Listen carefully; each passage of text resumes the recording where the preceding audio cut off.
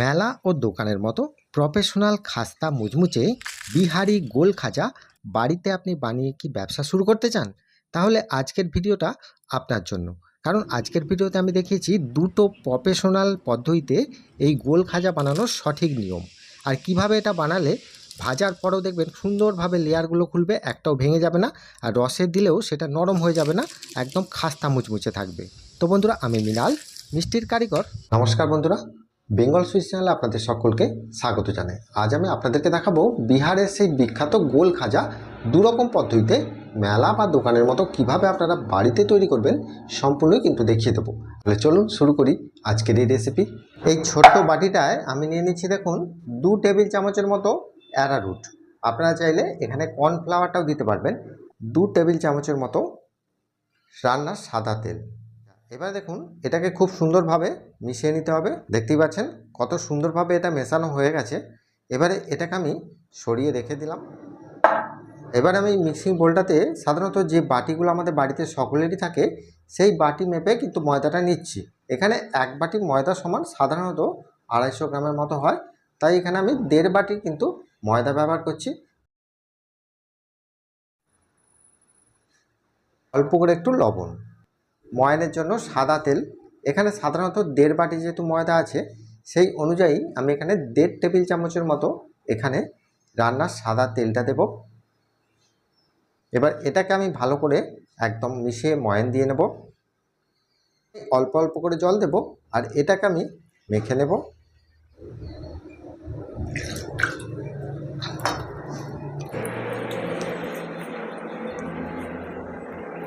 আচ্ছা, দেখতেই পাচ্ছেন এটা কিন্তু খুব সুন্দরভাবে আমি মেখে নিয়েছি। আপনারা নিশ্চয়ই দেখেই বুঝতে পাচ্ছেন যে এটা কিন্তু খুব বেশি শক্তও নয়, আবার খুব বেশি নরমও নয়। এরকমভাবে আমি মেখে নিলাম আর ঢাকা দিয়ে আমি 10 মিনিটের মতো রেস্টে রেখে দিচ্ছি। আর চিনির রসটা তৈরি করার জন্য আমি এখানে যে বাটিতে করে ময়দাটা ব্যবহার করেছি, সেই বাটিতেই কিন্তু আমি চিনি নিয়েছি 1/2 কাপের কিছুটা বেশি। এবারে দেখুন, আপনারা যদি সব একসাথে রস নাও দিতে চান, তাহলে কিন্তু অল্প অল্প করে চিনির রসটা তৈরি করবেন। যতটা পরিমাণ চিনি থাকবে তার 1/2 পরিমাণে জলটা কিন্তু দিতে হবে। ছোটো এলাচের মুখটা আমি ফাটিয়ে দিয়ে দিলাম, খুব সুন্দর একটা ফ্লেভার আসবে রসের মধ্যে। চিনির রসটা আমার এখানে একদম পারফেক্ট রেডি হয়ে গেছে। আর এখানে দেখুন, হাতে নিলে আপনারা বুঝতে পারবেন যে রসটা কিন্তু একটু মোটা রস। তো এটাকে আমি নামিয়ে দিলাম। এবারে ময়দাটা দেখতে পাচ্ছেন অনেকটা কিন্তু আগের থেকে সফট হয়ে গেছে। এই ময়দাটিকে আমি একবার ভালো করে মেখে নিচ্ছি। গোল খাজাটা আমি দুরকম পদ্ধতিতে তৈরি করব, তার জন্য আমি এটা দুটো ভাগ করে নিচ্ছি। আচ্ছা, এটা আমি একটা পদ্ধতি করব আর এটা একটা পদ্ধতি। তো প্রথম পদ্ধতিটা আমি একবার করে নিই আগে। এর জন্য দেখুন, এই ময়দাটিকে আমি ভালো করে একবার প্রেস করে এইভাবে একটা শেপ করে নিচ্ছি। অল্প করে একটু ময়দা ছড়িয়ে এটাকে আমি বেলে নিচ্ছি। আপনারা আমাকে জানাবেন যে কোন পদ্ধতিটা আপনাদের সবথেকে ভালো লেগেছে বা কোনটা সহজ লেগেছে।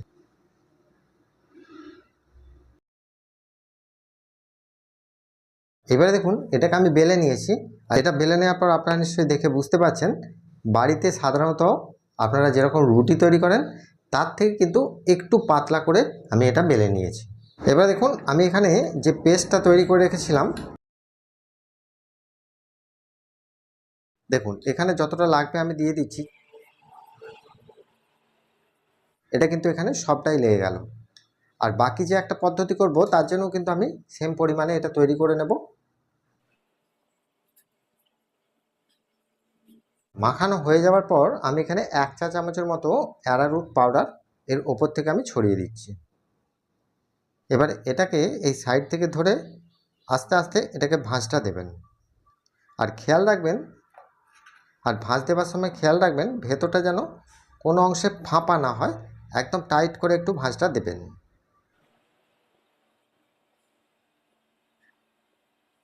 এই ভাঁজটা আমার কিন্তু এখানে সম্পূর্ণ দেওয়া হয়ে গেছে। এবারে এই যে সাইডের দুটো অংশ দেখতে পাচ্ছেন, এই দুটো অংশকে এইভাবে একটু ভেতর দিকে করে দেবেন, তাহলে কিন্তু ছাঁটটা খুব একটা বাদ যাবে না।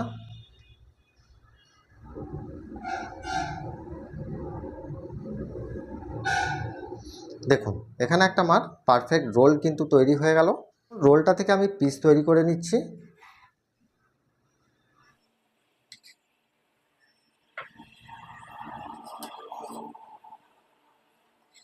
আচ্ছা, দেখতে পাচ্ছেন এগুলো আমার রেডি হয়ে গেল।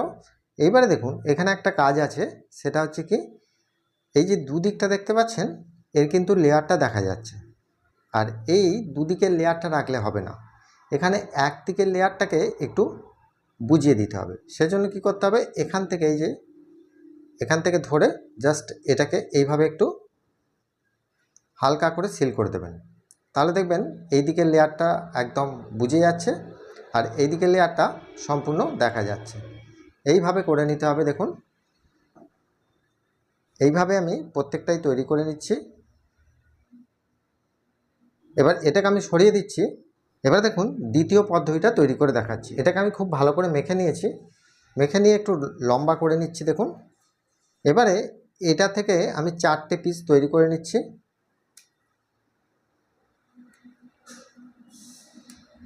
এবার এই পিসগুলোকে আমি বেলে নেব। দেখুন আমি একটু ময়দা ছড়িয়ে দিচ্ছি।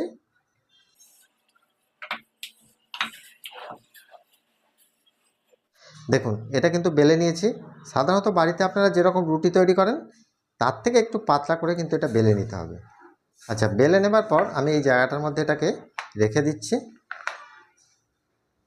আর একইভাবে প্রত্যেকটাই আমি রেডি করে নেব। এবারে দেখুন সবগুলো রুটি আমি এখানে তৈরি করে নিয়েছি। এবারে এই রুটিগুলোকে আমি এই জায়গাটার মধ্যে নিয়ে নেব, সেগুলো আমি পরপর এখানে দিয়ে দেব। এখানে আমি এই পেস্টটা 1 চামচ করে দিয়ে দিচ্ছি প্রত্যেকটায়। এটা দিয়ে দেওয়ার পর এখানে কিন্তু একটু অল্প করে আমি অ্যারারুট পাউডার দিয়ে দিলাম। এইটা করে নেওয়ার পর এর ওপর থেকে আরেকটা আমি রুটি দিয়ে দিচ্ছি। দেখুন, আর সেম পরিমাণেই আমি এখানে দিয়ে দিচ্ছি 1 চা চামচ।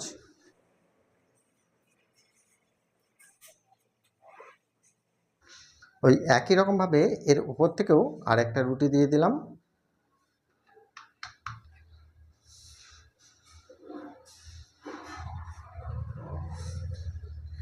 এরপরেও কিন্তু আমি আরেকটা দিয়ে দিলাম। একটু টাইট করে করবেন, লুজ যেন না থাকে ভেতরে।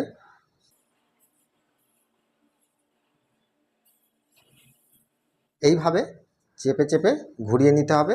আর এখানে একটা জিনিস লক্ষ্য করুন, এটা যখন আমি এটা ঘোরাচ্ছি তখন কিন্তু এটা খুলে যাচ্ছে। এটা কারণটা হচ্ছে, দেখুন এই যে এখানে জয়েন্ট যে মুখটা আছে এখানটা কিন্তু অল্প করে একটু জল লাগিয়ে দিই, দেখবেন এই সমস্যাটা আর হবে না।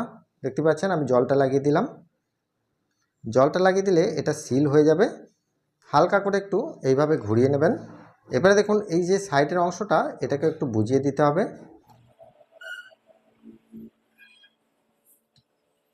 দেখুন এটা আমার একদম পারফেক্ট রেডি। এবারে একই পদ্ধতিতে এটাকে আমি পিস তৈরি করে নেব।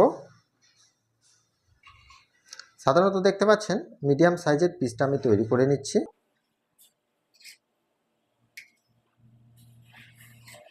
দুদিকটা লেয়ার রাখলে হবে না, আগেরটা যেভাবে আমি করেছি এই পেছন দিকটা কিন্তু একটু চেপে চেপে সিল করে দিতে হবে। দেখুন রেখে দিচ্ছি। এবারে দেখুন আমি এখানে এটা নিয়ে নিয়েছি। নেবার পর এটাকে একটু হালকা প্রেস করতে হবে, আর এইভাবে একটু হালকাভাবে বেলে নিতে হবে। খুব বেশি বেললে হবে না, তাহলে লেয়ারগুলো খুব একটা খুলবে না।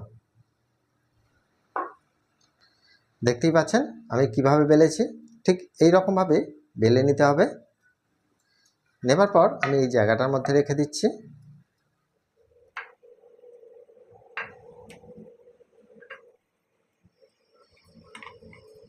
এইবারে দেখুন আমি এখানে অর্ধেকগুলো বেলে নিয়েছি, আর অর্ধেকগুলো আমি রেখে দিচ্ছি। এর উপরে একটা চাপা দিয়ে রাখবেন, নাহলে এটা শক্ত হয়ে যাবে। এবারে দেখুন এগুলো ভেজে নেওয়ার জন্য তেলটাকে কিন্তু একটু ভালো করে গরম করে নিতে হবে, মানে খুব বেশি ঠান্ডা বা খুব বেশি গরমে নয়।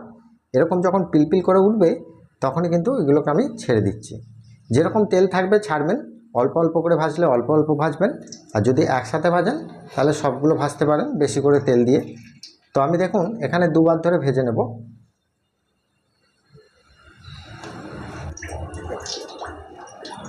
এটা ছেড়ে দেওয়ার পর গ্যাসের ফ্লেমটাকে একদম মিডিয়াম করে রেখে দেবেন, আর করে রেখে দেওয়ার পর এখানে এই ছান্তায় করে হালকা করে একটু প্রেস করবেন, তাহলে দেখবেন এর যে পাটটা আছে খুব সুন্দরভাবে খুলবে।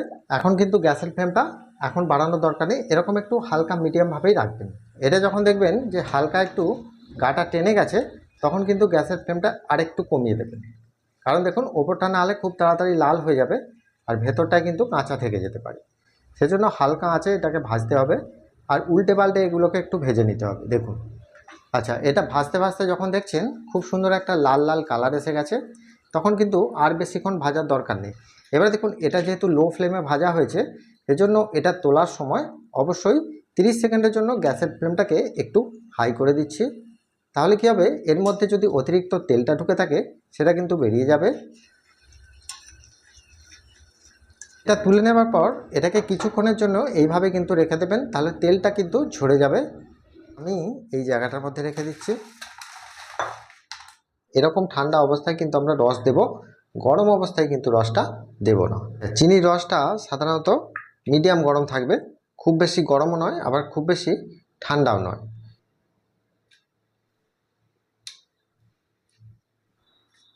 দিয়ে এরকম শুধু রসটাকে চামচে করে নিয়ে উপরে শুধু একটু করে দিয়ে দেবেন, তাহলে ভেতরে রসটা ঢুকে যাবে। এবারে এগুলোকে তুলে নিয়ে একটু এইভাবে একটু উল্টে রাখবেন, দেখবেন রসটা বেরিয়ে যাবে। দেবার পর আমি এই জালিটার মধ্যে ছেঁকে নেব।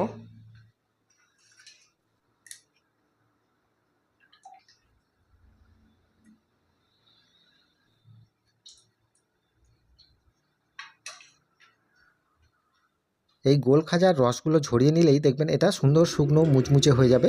দেখতে পাচ্ছেন আমি একটা জায়গার মধ্যে সাজিয়ে নিচ্ছি আর কত সুন্দর প্রফেশনাল লুকটা এসেছে। আর একটা ভেঙে দেখাচ্ছি, দেখুন আওয়াজটা শুনুন। তাহলে আপনারা নিশ্চয়ই দেখে বুঝতে পারছেন যে কতটা খাস্তা মুচমুচে, একদম ভেতর পর্যন্ত লেয়ার বিশিষ্ট, হাজার হাজার লেয়ার। আচ্ছা, এটা যদি প্রফেশনাল হিসাবে নিতে চান, এটা সাধারণত পিস হিসাবে বিক্রি করবেন। আর একটা যেটা ওজন হিসাবে বিক্রি হয় সেটা কিন্তু চিনি দানা জড়ানো থাকে, যেমন খাজা সে পুরীর খাজা পাওয়া যায় চিনি দানার গায়ে জড়ানো থাকে সেই ধরনের। যদি আপনারা চান প্রফেশনাল দেখতে, তাহলে আমাকে অবশ্যই কমেন্ট করে জানাবেন। চিনি দানা জড়ানো যে গোল খাজাটা পাওয়া যায় সেটা আমি পদ্ধতিটা দেখিয়ে দেবো। তাহলে বন্ধুরা দেখুন, আমার মেয়ে কিন্তু এই গজাটা খেয়ে বলে দিয়েছে যে কতটা সুন্দর খাস্তা মুচমুচে হয়েছে। এটা কিন্তু খেতে খুবই সুন্দর, একবার হলেও ট্রাই করবে। বন্ধুরা আজকের এই রেসিপিটা আপনাদের কেমন লেগেছে সেটা আমাকে প্রত্যেকবারের মতো কমেন্ট করে জানাবেন। আর ভিডিওটা দেখার পর অবশ্যই একটা লাইক করবেন, বন্ধুদের মাঝে শেয়ার করে দেবেন। আর যদি আপনারা ইউটিউব থেকে দেখেন তাহলে একটা সাবস্ক্রাইব করে রাখবেন, যদি ফেসবুক থেকে দেখেন তাহলে একটা ফলো করে রাখবেন। ভালো থাকবেন, সুস্থ থাকবেন। দেখা হচ্ছে আবার অন্য কোনো মিষ্টি রেসিপি নিয়ে। নমস্কার।